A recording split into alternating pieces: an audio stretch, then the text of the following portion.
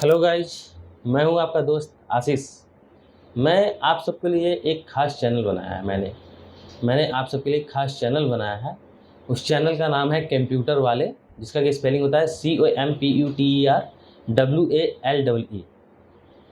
इस चैनल को बनाने का मकसद ये है कि आप अगर कहीं पे कंप्यूटर कोर्स कर रहे हैं या अपने जीवन में कुछ करना चाहते हैं कंप्यूटर के थ्रू, आप एक अच्छा ऑनलाइन शॉप ही ओपन करना चाहते हैं, बट आपको जानकारी नहीं है कि हम कैसे करें कैसे नहीं करें, आपको ऑनलाइन चीज़ें कैसे करनी है उसकी जानकारी नहीं है, या फिर किसी आप ऑफिस में काम करने जा रहे हैं, आप कहीं अच्छी जगह पर काम कर रहे हैं, आपको एक्सेल की नॉलेज नहीं है, वर्ड की नॉलेज नहीं है, पावर पॉइंट की नॉलेज नहीं है, तो आपके लिए चैनल है स्पेशली। और ख़ासकर उन महिलाओं के लिए या फिर उन बच्चियों के लिए है जो कि घर बैठे बहुत सारी चीज़ें करना चाहते हैं कुछ अपने लाइफ में, बट कर नहीं पा रहे हैं क्योंकि उनके पास नॉलेज नहीं है। तो चलिए आज हम लोग स्टार्ट करेंगे। यहाँ पे सबसे पहले कंप्यूटर का आज हम लोग करते हैं फंडामेंटल स्टार्ट कर रहे हैं, जिसमें कि सॉफ्टवेयर क्या होता है, हार्डवेयर क्या होता है, ये सारी चीज़ें हम आपको बताएंगे और दिखाएंगे भी। चलिए तो स्टार्ट करते हैं। हार्डवेयर क्या होता है? हार्डवेयर कंप्यूटर का वो हिस्सा होता है जिसको कि हम छू सकते हैं और देख भी सकते हैं। इनको हम लोग हार्डवेयर बोलते हैं। ये हार्डवेयर के कुछ उदाहरण है जो आपके सामने दिख रहा होगा। अब चलते हैं मॉनिटर के बारे में। मॉनिटर कितने प्रकार के होते हैं? मॉनिटर एक आउटपुट डिवाइस होता है जो कि हमें डिस्प्ले पे जो भी कंप्यूटर में हम लोग इनपुट दर्ज करते हैं तो उसका आउटपुट हमें दिखाता है। मॉनिटर 3 प्रकार के होते हैं। पहला CRT मॉनिटर, इसका पूरा नाम भी दे दिया गया है, कैथोड रे ट्यूब। तो ये CRT मॉनिटर पहले आता था, पहले ये चलन में था क्योंकि ये टीवी जैसा होता था और ये बहुत सस्ता पड़ता था, लेकिन ये जो है बिजली का खपत बहुत ज्यादा करता था, जिसकी वजह से अब ये देखने को नहीं मिलता है। बट अभी भी कहीं कहीं जाएंगे तो आपको कुछ लोग रखे हुए होंगे, आपको दिख सकता है। दूसरा LCD monitor, liquid crystal display. LCD monitor क्या होता था कि ये कम जगह लेता है और बिजली की खपत भी बहुत कम करता है, जिसकी वजह से ये चलन में है अभी। इसके बाद चलते हैं LED monitor, light emitting diode. वर्तमान समय में ये जो मॉनिटर है बहुत ट्रेंड्स में है, लगभग सब लोग यूज कर रहे हैं। ये देखने में बिल्कुल LCD मॉनिटर की तरह ही लगता है, लेकिन LED की खपत 1.5 वाट की पावर इस्तेमाल करती है और आंखों पर बहुत कम जोर डालता है, जिसकी वजह से ये ट्रेंड में चल रहा है।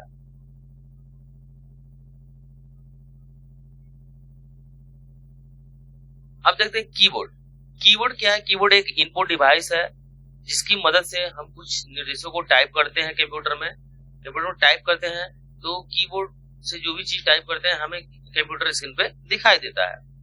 इसके अलावा कीबोर्ड का इस्तेमाल हम माउस के रूप में भी कर सकते हैं। कंप्यूटर को नियंत्रित करने के लिए भी कीबोर्ड का यूज किया जाता है। कीबोर्ड कितने प्रकार के होते हैं? तो कीबोर्ड यहाँ 3 प्रकार के होते हैं, मैकेनिकल कीबोर्ड, मेम्ब्रेन कीबोर्ड और वायरलेस कीबोर्ड। माउस एक प्रकार का इनपुट डिवाइस है और इसे पॉइंटिंग डिवाइस के रूप में भी हम लोग जानते हैं। माउस का प्रयोग कंप्यूटर स्क्रीन पर बहुत सारे प्रोग्राम, जो भी डिफरेंट प्रोग्राम है, उनको खोलने व बंद करने के लिए यूज में लाया जाता है। माउस में 3 बटन होते हैं, लेफ्ट, राइट और स्क्रॉल बटन या व्हील बटन। नॉर्मली माउस 3 प्रकार के होते हैं। PS2 mouse, personal system tool, इसमें 6 पिन होते थे जो डेस्कटॉप में लगाया जाता था, जो कि CPU के साथ इसको कनेक्ट किया जाता था, लेकिन लैपटॉप में PS2 माउस का पोर्ट नहीं आता है। दूसरा है USB माउस, यूनिवर्सल सीरियल बस। यह एक माउस है जो लैपटॉप और डेस्कटॉप दोनों में कनेक्ट किया जा सकता है क्योंकि इसकी पिन चौड़ी होती है। तीसरा होता है वायरलेस माउस। वायरलेस माउस एक ऑप्टिकल माउस है, इसमें तार नहीं होता है बल्कि माउस को पावर देने के लिए बैटरी का यूज किया जाता है। अभी लेटेस्ट में जो है कि चार्जेबल माउस भी मार्केट में अवेलेबल हो गया है। ये है पूरा CPU, सेंट्रल प्रोसेसिंग यूनिट। यहाँ पे आप देख सकते हैं सीपीयू है। अब सीपीयू के कुछ भाग अरिथमेटिक यूनिट, कंट्रोल यूनिट और मेमोरी यूनिट। चलिए इसके बारे में जानते हैं। सीपीयू सेंट्रल प्रोसेसिंग यूनिट, इसे हम प्रोसेसर और माइक्रो प्रोसेसर भी कहते हैं। सीपीयू कैबिनेट पर लगे मदरबोर्ड पर लगता है, जिसे हम माइक्रो प्रोसेसर कहते हैं। यह कंप्यूटर का ब्रेन होता है। यह इसी पर डिपेंड करता है कि कंप्यूटर की स्पीड कितनी रहेगी। यह अलग अलग कॉन्फ़िगरेशन के आते हैं, dual core, i3, i5, i7। साथ ही इसमें अलग अलग जनरेशन भी आते हैं, जैसे कि 4th generation, 5th generation, 6th generation, 7th generation, etc। CPU क्या है? सीपीयू एक इलेक्ट्रॉनिक माइक्रोचिप होती है जो स्क्वायर शेप की होती है। यह हमारे द्वारा दिए गए डाटा को प्रोसेस करता है। इस डेटा को संसाधन इकाई भी कहते हैं। सीपीयू अपने डाटा को इंफॉर्मेशन में चेंज करता है। कंप्यूटर में सिस्टम बोर्ड किसे कहते हैं? तो मदरबोर्ड को ही सिस्टम बोर्ड कहा जाता है। ये आप पूरा जो पिक्चर देख रहे हैं, ये पूरा मदरबोर्ड का है। मदरबोर्ड कंप्यूटर के अंदर डिफरेंट पार्ट्स को आपस में ज्वाइंट करने के लिए सर्किट बोर्ड होता है, जिसको कि हम मदरबोर्ड कहते हैं। मदरबोर्ड के अंदर CPU, RAM, graphics card, hard drives, disk drive, power supply आदि को कनेक्ट करने के लिए सॉकेट होता है। मदरबोर्ड कंप्यूटर का सबसे मेन पार्ट होता है। यह सारे सिस्टम को कंट्रोल करता है।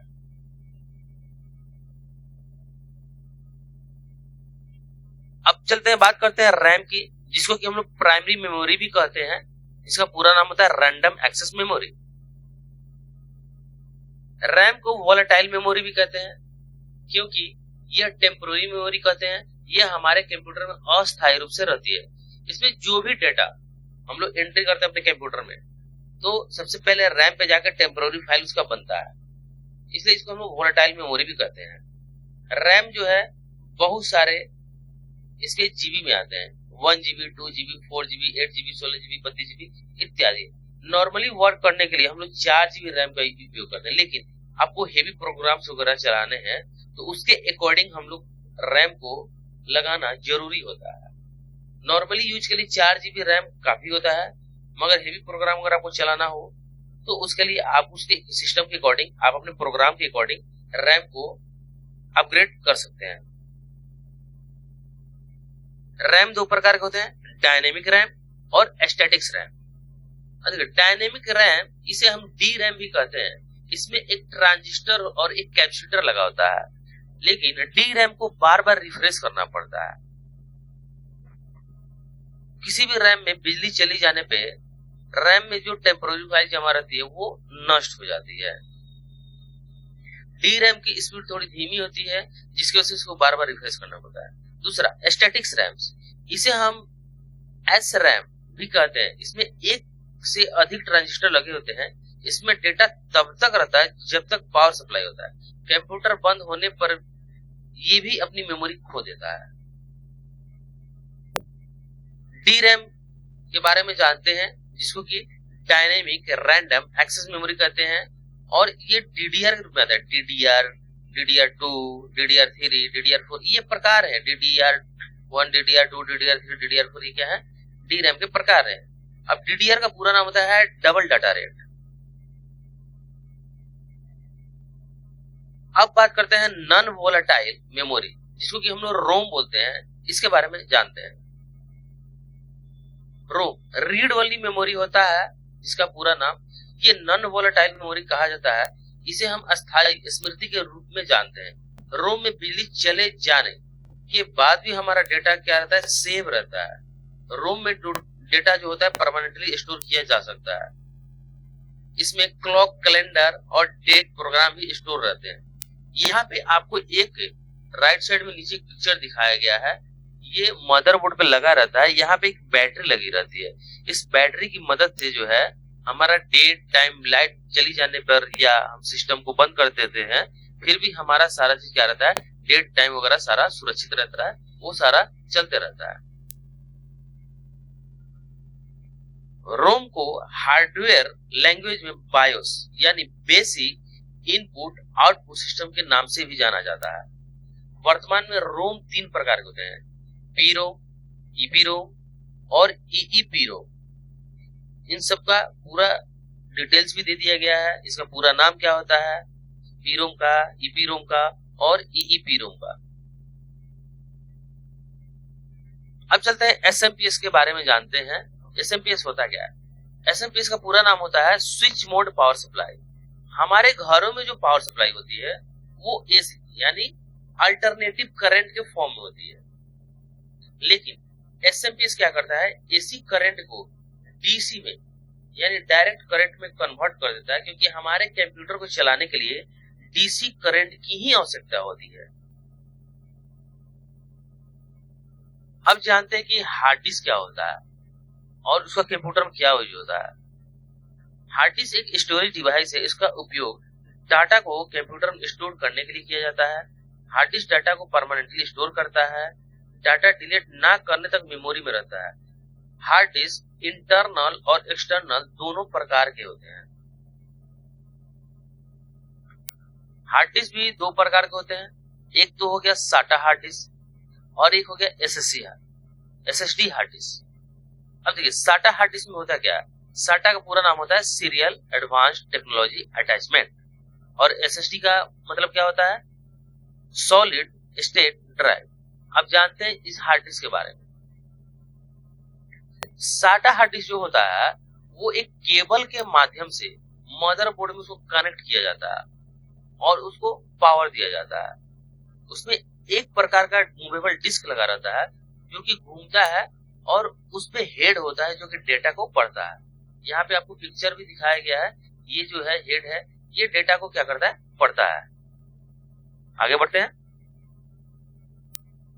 एसएसडी में क्या होता है कि यह एक नॉन वोलेटाइल स्टोरेज है। इसमें एक प्रकार का माइक्रो चिप होता है जो कि डाटा को संग्रहित यानी स्टोर करके रखता है। हार्ड डिस्क से ये काफी फास्ट होता है, लेकिन इसकी कीमत थोड़ी ज्यादा होती है। अब देखते हैं कंप्यूटर में फैन का यूज क्या होता है। कंप्यूटर में फैन का यूज ये होता है कि हम बहुत ज्यादा देर तक अगर कंप्यूटर में चलाते हैं तो वो गर्म होता है, तो वो फैन हमारे पार्ट्स को क्या करता है, ठंडा रखता है, गर्मी को बाहर फेंकता है ताकि हमारे पार्ट जो है ठंडा रहे। और सेकेंड क्या होता है कि माइक्रो प्रोसेसर पे भी एक फैन लगा रहता है जो कि उस प्रोसेसर पे हवा को फेंकता है, जिससे कि हमारा माइक्रो प्रोसेसर ठंडा रहे। और नीचे थर्मल में पेस्ट लगा रहता है जो कि पेस्ट काफी हद तक उसको प्रोसेसर को ठंडा रखता है। ये तो बात होगी थी हार्डवेयर की। अब चलते हैं सॉफ्टवेयर के बारे में जानते हैं। सॉफ्टवेयर क्या होते हैं। सॉफ्टवेयर प्रोग्राम का वह समूह होता है जिसे किसी विशेष काम को पूरा करने के लिए निर्देशित किया जाता है। बिना सॉफ्टवेयर के कंप्यूटर क्या होता है, निर्जीव होता है, वो मरा हुआ रहता है। सॉफ्टवेयर दो प्रकार के होते हैं। एक तो सिस्टम सॉफ्टवेयर होता है, दूसरा हमारा एप्लीकेशन सॉफ्टवेयर होता है। सिस्टम सॉफ्टवेयर के बारे में जानते हैं। ये वे सॉफ्टवेयर होते हैं जो कंप्यूटर के हार्डवेयर को मैनेज और कंट्रोल करते हैं। कंप्यूटर को चलाने के लिए इनकी जरूरत होती है। सिस्टम सॉफ्टवेयर के कारण ही कंप्यूटर में एप्लीकेशन सॉफ्टवेयर चल पाते हैं या उस पर हम काम कर सकते हैं। यानी कहने का मतलब ये है कि जब तक सिस्टम सॉफ्टवेयर नहीं होगा तब तक हम लोग एप्लीकेशन सॉफ्टवेयर का यूज नहीं कर सकते, क्योंकि सिस्टम सॉफ्टवेयर पे ही एप्लीकेशन सॉफ्टवेयर को रन करवाया जाता है, उसकी मदद से उसको इसको चलाया जाता है। सिस्टम सॉफ्टवेयर का एक महत्वपूर्ण हिस्सा होता है जिसे हम ऑपरेटिंग सिस्टम भी कहते हैं। क्योंकि सिस्टम सॉफ्टवेयर होता है ना, उसे हम लोग ऑपरेटिंग सिस्टम भी कहते हैं, जिसको बहुत सारे लोग बोलते हैं ओएस। ऑपरेटिंग सिस्टम को ओएस भी कहते हैं। इसका प्रमुख काम होता है यूजर और हार्डवेयर के बीच इंटरफेस प्रदान करता है, स्थापित करता है। ओएस के माध्यम से ही हम कंप्यूटर को चला सकते हैं।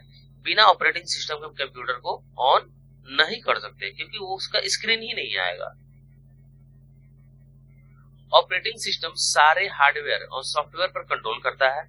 ऑपरेटिंग सिस्टम एक ऐसा प्लेटफॉर्म है जहां से सारे प्रोग्राम्स रन किए जाते हैं। ऑपरेटिंग सिस्टम कीबोर्ड से इनपुट लेता है, इंस्ट्रक्शन को प्रोसेस करता है और आउटपुट को कंप्यूटर स्क्रीन पे भेजता है, जिसकी मदद से हम उसको देख पाते हैं। अब बात करते हैं एप्लीकेशन सॉफ्टवेयर की। एप्लीकेशन सॉफ्टवेयर ये वे सॉफ्टवेयर होते हैं जिनको हम अपने काम के लिए उपयोग में लाते हैं। एप्लीकेशन सॉफ्टवेयर जैसे MS ऑफिस हो गया, टैली हो गया, ऑटोकैड हो गया आदि बहुत सारे चीजें हैं जो कि एप्लीकेशन सॉफ्टवेयर होते हैं। जैसे MS ऑफिस में वर्ड में हम डॉक्यूमेंट तैयार कर सकते हैं, एक्सेल में हम बिल बना सकते हैं, टैली में अकाउंटिंग वर्ड के लिए काम में ला सकते हैं। एप्लीकेशन सॉफ्टवेयर सिस्टम सॉफ्टवेयर पर ही डिपेंड होता है। एप्लीकेशन सॉफ्टवेयर सीधे कंप्यूटर से कम्युनिकेट नहीं करता है, बल्कि ये सिस्टम सॉफ्टवेयर से कम्युनिकेट करता है, उसके बाद ही हम उसके डाटा पे काम कर पाते हैं। हम लोग चलते हैं एक छोटी सी चीज को देखते हैं। ये जो अभी आप पिक्चर देख रहे हैं, ये छोटा सा जो डिवाइस आपको दिख रहा है इसको हम लोग पेन ड्राइव बोलते हैं। पेन ड्राइव एक तरीके का समझिए स्टोरेज डिवाइस है। इसमें हम कोई डाटा लेके किसी दूसरे सिस्टम में ट्रांसफर कर सकते हैं, कहीं और इसको ले जा सकते हैं। ये बहुत छोटा होता है, कहीं भी इसको पॉकेट में रख के आराम से ले जा सकते हैं। तो ये था कुछ हार्डवेयर और सॉफ्टवेयर के बारे में जानकारी। अगर आपको ये वीडियो अच्छा लगा हो तो हमारे चैनल को लाइक एंड सब्सक्राइब कर दें और बेल आइकन को जरूर दबा दें, ताकि जो आने वाले नए नए वीडियोज हैं वो उसका नोटिफिकेशन आपको जल्द से जल्द पहुंच सके। धन्यवाद।